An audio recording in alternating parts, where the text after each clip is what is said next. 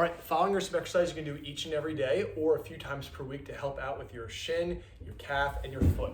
What I want you to start off with is one of your core exercises you were doing previously. I just want you to keep your back nice and flat, lift your legs up, and drop one heel down at a time, all while trying to keep your back flat and your foot facing straight. So don't let your foot turn out to the side. Keep your foot nice and straight, leg down, leg up, all while keeping your back flat. 2 rounds of 8, just like that. Then we're gonna stand up. We're gonna work on an exercise called the hip airplane. So I'm gonna put one foot in front, one foot behind. My foot that's behind, my big toe is kind of dug into the ground gently, and both feet are straight. My back foot has the heel up.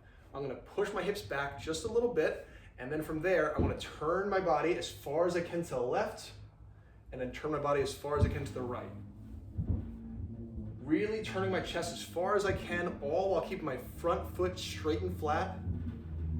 That's the name of the game there. So I'm gonna go each way about 8 times, then switch my legs, and do the same thing. So hips back, turn my chest right, turn my chest left 8 times over, all right? The next exercise you could do sitting at home or at work. I like to put my leg on top of something here, but you can do this while you're sitting as well. So front foot is straight and flat. My thigh, I'm not going to move. From here, I'm gonna slide my foot in while keeping my foot flat. So don't let the big toe come up here. We don't wanna arch the foot like this. We wanna keep the foot nice and flat as I turn it in as far as I can. Once I can't go any further, I hold that for about 5 seconds and then come on back out of it. So I'm not worried about turning to the outside. You're already really good at that. We're just gonna worry about pulling that foot in.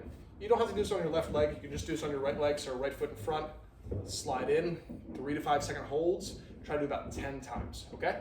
So we have one core exercise and then 2 different stretches. Before you go for long walks, I would definitely say just working on a classic runner stretch where you're thinking about keeping both feet straight and flat is a good idea too. Just something to think about too while you're at work or going for a long walk.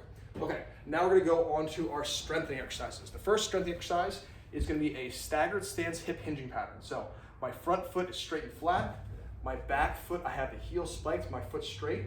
My hips are gonna be slightly turned towards my front leg.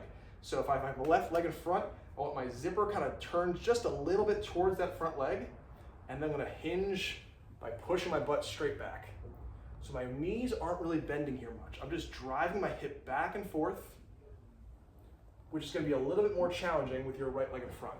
And you should feel a pretty good stretch in your hamstring at this one.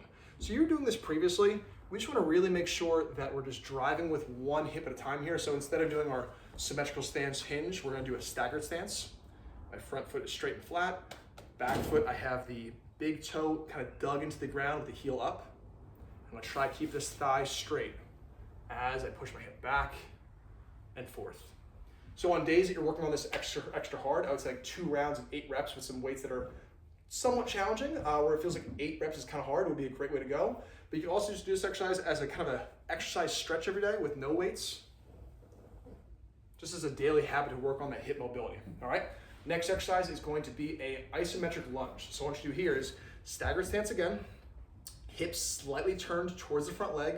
I'm hinged over just a little bit, and then I'm gonna bend my knees just a bit and hold that for 10 seconds. So I'm gonna do 10-second holds 3 times on each leg. And this is gonna feel like I have 50% of my weight on that front foot and then 50% of my weight on that back foot, with the emphasis being that big toe.